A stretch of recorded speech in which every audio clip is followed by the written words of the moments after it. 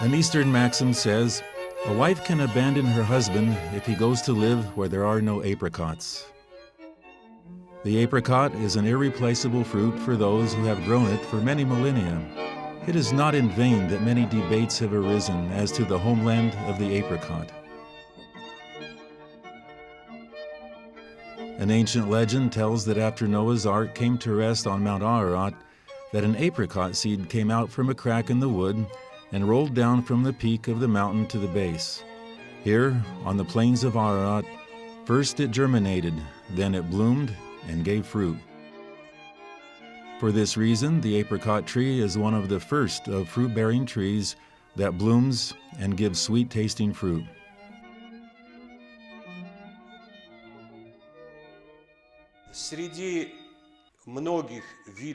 Among the many species of cultivated plants that have been produced by Indo-European peoples on the territory of West Asia, the apricot tree stands out first and foremost. Over the past 200 years, several debates have arisen about the beginning of the cultivation of the apricot in this territory.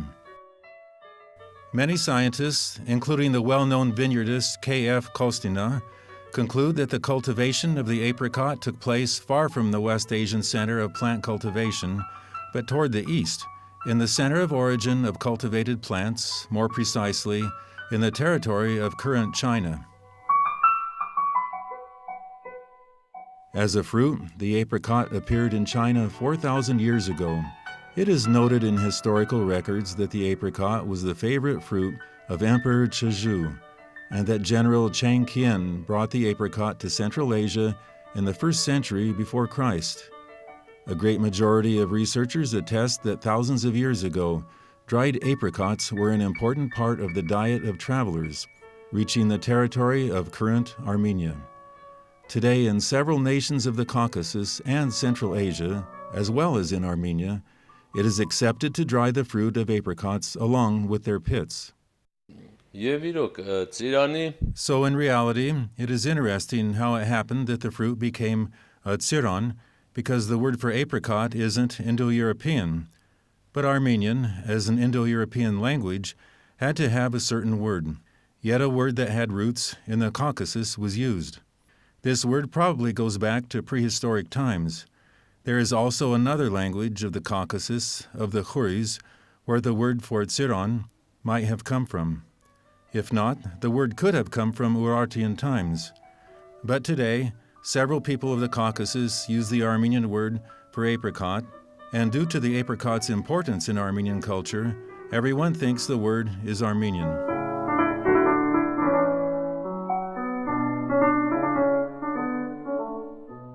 But there are also certain facts stating that the area where apricots are grown was much larger than it is now, which is either due to climatic conditions or the indifference of man. Isn't it the case that the apricot tree is drought-resistant and sun-loving, yet doesn't tolerate the presence of other kinds of trees, the shadows and dampness existing in forests, and is harmed by fungal diseases? At the same time, the tree doesn't tolerate desert conditions. For this reason, the apricot has been maintained only in more favorable places.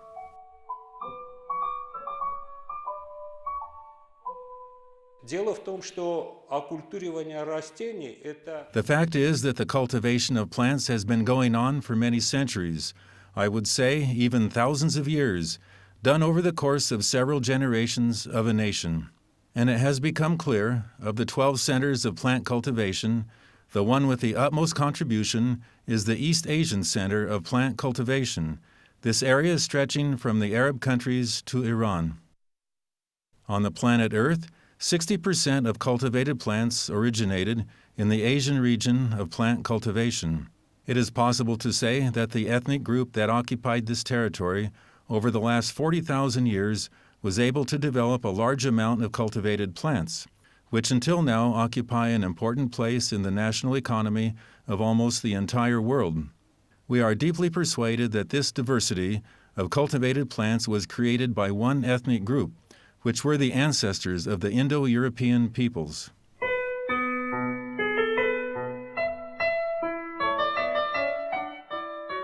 In Armenia, archaeological excavations have revealed the presence of apricot pits some 6,000 years ago.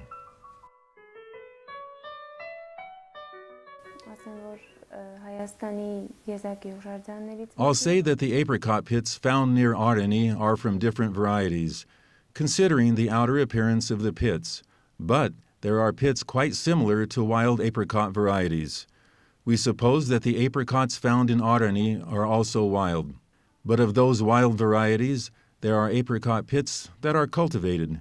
From their outer appearance, I can also say that in Armenia, this cultivation took place in stages in the course of centuries, but from when and what varieties resulted from this, for now, we can't say.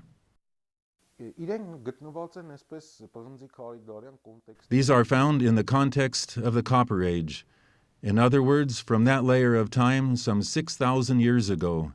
But of course, the exact age needs to be determined. I can say that along with these plant varieties, there are others we have begun to study, of which we have done radiocarbon analysis and found out they trace back to the beginning of the 4th millennium before the birth of Christ, around 6,000 years before our time. Now, concerning the apricot, what we are able to say is that this kind of research is very important for us. First, in that the apricot plays a very important part in our mentality and culture, as well as in our individuality. For this reason, it is very important to us to understand if this is the apricot that was grown 6,000 years before our time, and if so, if this is the same wild variety or not. Parallel with this, we have agreements with our colleagues to do laboratory research to find out if wild apricot varieties now growing on the territory of Armenia have a genetic tie with the wild varieties of the past, and if so, we can answer the second question, a long-lasting debate, if these apricots are the result of what was cultivated in the past, and then left uncultivated, thus again becoming wild. Then we will be able to tell the world if it is we who tended and cared for and are the source of this beloved fruit.